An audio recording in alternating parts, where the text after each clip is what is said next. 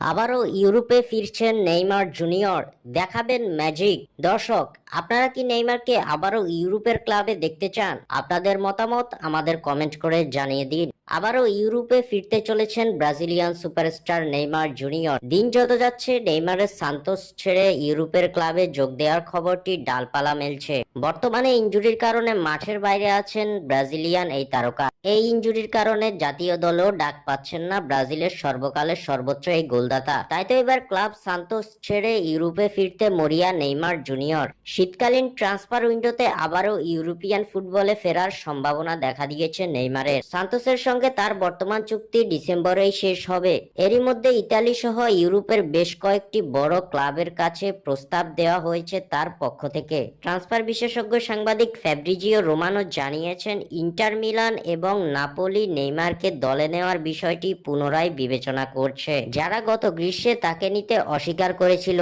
পাশাপাশি তার এজেন্ট পিনি জাহাবির সঙ্গে ক্লাব কর্মকর্তাদের ঘনিষ্ঠ সম্পর্ক আলোচনাকে আরো সহজ করেছে।